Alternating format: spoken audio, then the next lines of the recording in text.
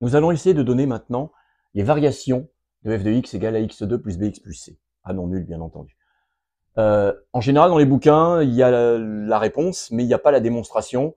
À mon avis, c'est important de faire la démonstration, même si on n'est pas obligé de la retenir par cœur. Il faut voir ce que ça donne. Alors, l'idée, c'est de se demander quand est-ce qu'elle est croissante et quand est-ce qu'elle est décroissante. C'est-à-dire, si j'ai u plus petit que v, est-ce que j'ai f de u plus petit que f de v, ou est-ce que j'ai f de u plus grand que f de v? Je ne dis pas, je précise pas trop où se trouve u et v, on verra en cours de démonstration. Et pour faire cette démonstration, je vais devoir passer par ce qui est, je dirais, primordial dans un trinôme du second degré, c'est sa forme canonique. Voilà sa forme canonique. On l'a vu avant, elle est du type a facteur de x moins alpha au carré plus bêta. C'est-à-dire, on peut l'écrire sous une forme où le x n'apparaît qu'une seule fois. Je vais donc supposer que j'ai un u plus petit que v, et je vais regarder le signe de f de u moins f de v. Pourquoi le signe? Parce que si j'ai f de u moins f de v qui est négatif, ça voudra dire que f de u est plus petit que f de v. Si j'ai f de u moins f de v qui est positif, ça voudra dire que f de u plus grand que f de v. Et je pourrais conclure. Donc j'y vais, f de u moins f de v. Première étape, je remplace x par u, ça me donne ceci. Ensuite, je remplace x par v, le voilà. Le truc intéressant, c'est que les bêtas s'éliminent. Je peux mettre a en facteur et il me reste a facteur de u moins alpha au carré moins v moins alpha au carré. Je reconnais une identité remarquable, a carré moins b carré, a moins b facteur de a plus b. J'arrange un petit peu le premier crochet, les alphas s'éliminent et il me reste u moins v et crochet, là je ne vais pas y toucher du tout et vous allez comprendre pourquoi dans 5 minutes, u moins alpha plus v moins alpha. Alors j'ai dit qu'il nous fallait le signe de cette quantité. Alors le signe de cette quantité, c'est un produit. Alors le signe de A, ben, ce sera le signe de A, ça ne nous pose pas de problème. Le signe de U moins V, ben, j'avais supposé que U était plus petit que V, donc U moins V sera négatif.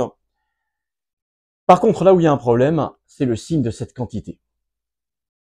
Alors, vous notez que je l'ai laissé sous cette forme-là, parce que cette forme-là me permet de voir quelque chose, et c'est pas évident.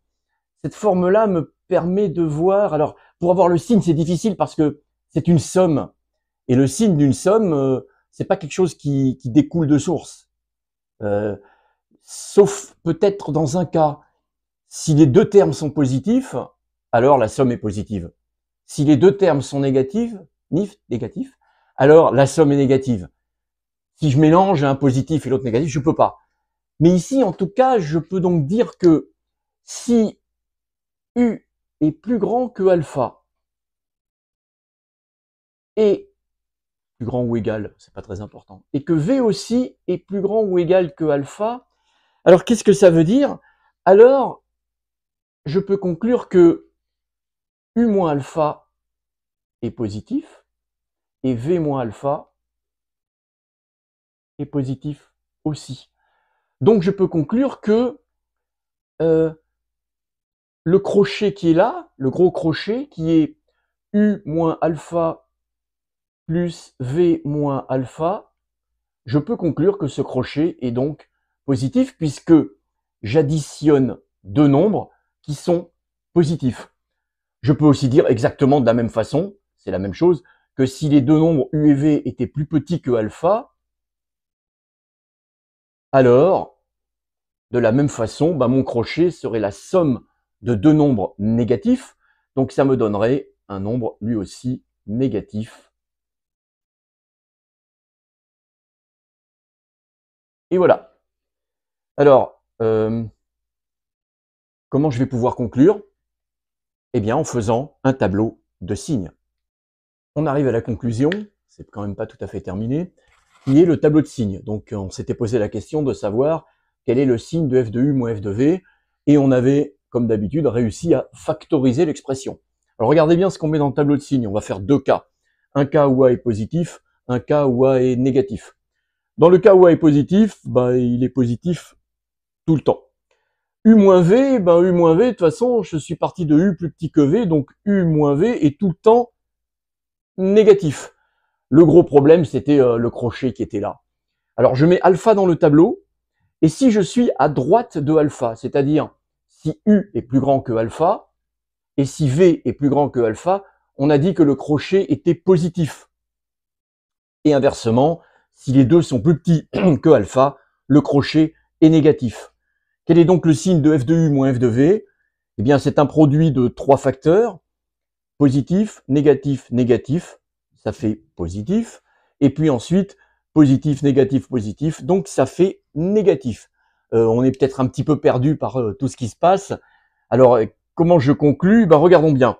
Sur cet intervalle-là, f de U moins f de V est positif. C'est-à-dire que f de U est plus grand que f de V.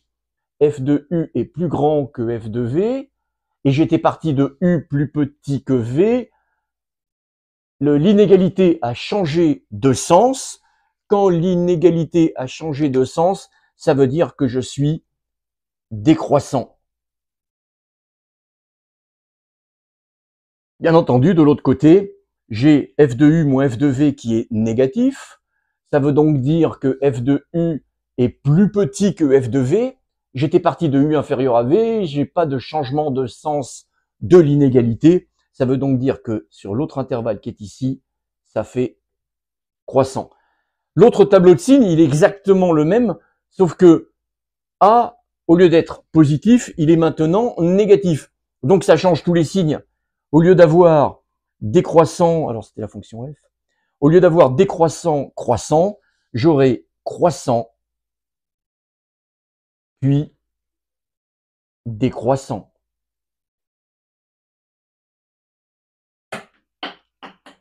En résumé, ce qu'il faut savoir. D'abord, ce qu'il faut savoir, c'est que si on connaît bien sa forme canonique, la valeur de alpha qu'il faut connaître, c'est moins b sur 2a. Reprenez votre forme canonique, regardez bien, ça fait partie des résultats à connaître. Le alpha qui est là, il vaut moins b sur 2a. Et du coup, selon les valeurs, le signe de a, pardon, j'obtiens deux tableaux de variation. Si a est positif, eh bien la fonction est décroissante puis croissante, décroissante avant moins b sur 2a, croissante après b sur 2a. Et dans le cas où a est négatif, la fonction est croissante avant moins b sur 2a et décroissante après moins b sur 2a.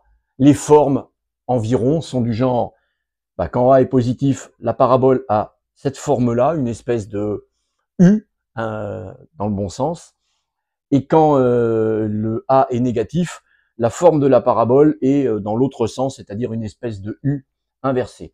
Ce tableau de signes, ces tableaux de variation doivent être connus impérativement et on doit bien savoir quand ils s'appliquent pour A positif ou quand ils s'appliquent pour A négatif.